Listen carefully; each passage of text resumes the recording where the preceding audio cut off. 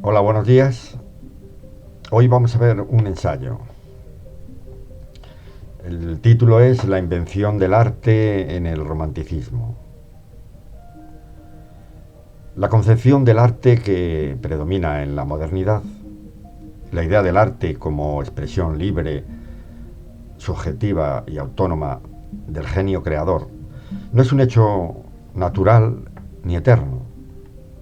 Es un, en gran medida es una invención histórica cuyo laboratorio fue el movimiento romántico y surgió entre finales del siglo XVIII y principios del siglo XIX, como un terremoto cultural contra el racionalismo ilustrado y el clasicismo académico. Por lo tanto, este ensayo va a explorar cómo el romanticismo no solo produjo un nuevo estilo, sino que fundamentalmente reinventó la esencia, la función y la figura del artista, construyendo los cimientos sobre los que aún se erige gran parte de nuestra comprensión del fenómeno artístico. Del arte como mímesis al arte como expresión. La tradición occidental, desde Platón y Aristóteles hasta el neoclasicismo del siglo XIX, había entendido el arte principalmente como mímesis, imitación o representación idealizada de la naturaleza y la belleza objetiva. El canon, la técnica y las reglas, la ut picturi poesis, eran supremos. El romanticismo fracturó este paradigma. Para el romántico, la verdad no residía en el mundo exterior ordenado, sino en el paisaje interior, en las emociones, los sueños, la angustia, la pasión y lo sublime. El arte dejó de ser un espejo del mundo para convertirse en una lámpara que proyectaba la luz interior del creador, como magistralmente describió M. H. Abrams. La obra de arte ya no se juzgaba por su fidelidad a un modelo, sino por su autenticidad, por su capacidad de comunicar la experiencia subjetiva más profunda.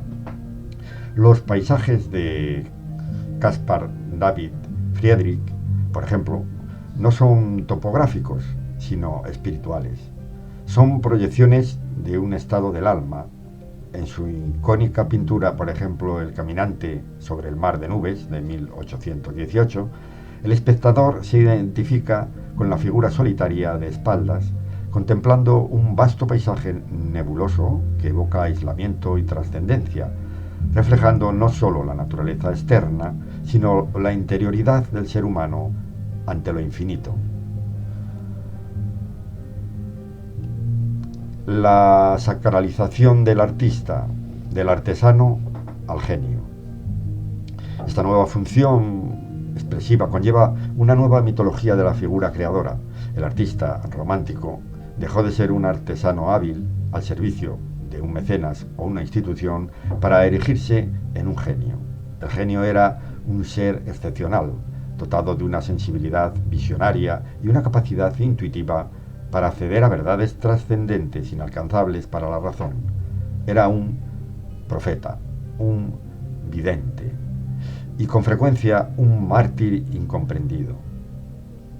Este culto al genio, ejemplificado en las vidas tormentosas y libres de convenciones de un Byron, un Beethoven o un Jericó, estableció el estereotipo del artista como héroe rebelde y bohemio, cuya autoridad emanaba de su interior, no de las academias.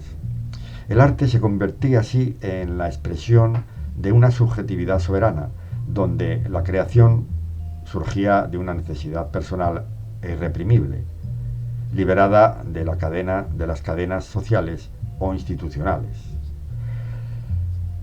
Lo sublime frente a lo bello.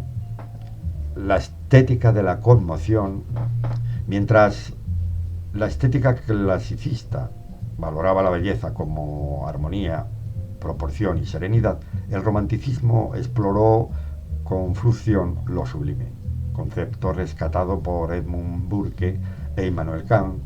Lo sublime se asociaba a lo vasto, lo oscuro. lo terrible y lo infinito, tempestades, abismos, montañas colosales, ruinas góticas.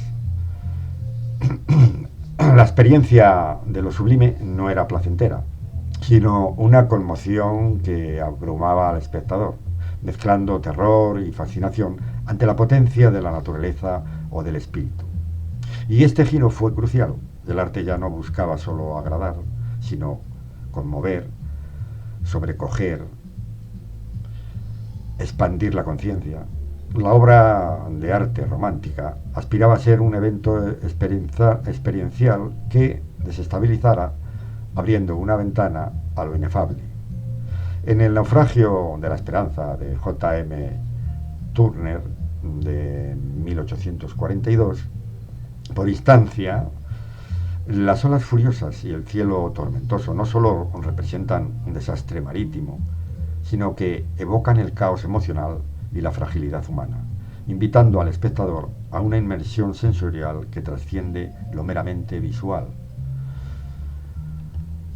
La autonomía del arte y la obra orgánica. Esta estética de la conmoción allanó el terreno para que el arte reclamara su autonomía plena, rompiendo con la mímesis y las reglas externas. La obra ya no estaba sujeta a criterios morales, religiosos o utilitarios de manera prioritaria. Su justificación residía en sí misma, en su capacidad para existir como una entidad que tenía que ser independiente. Y paralelamente se desarrolló la idea de la obra como un organismo vivo y único, cuya forma debía surgir necesariamente de su contenido interior.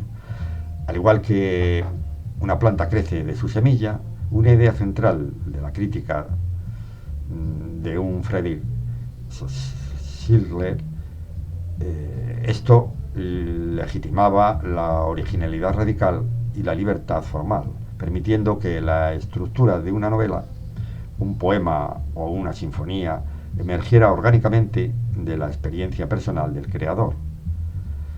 De esta manera, el romanticismo no solo liberó al arte de sus ataduras tradicionales, sino que fomentó una experimentación que anticipaba las rupturas formales de la modernidad.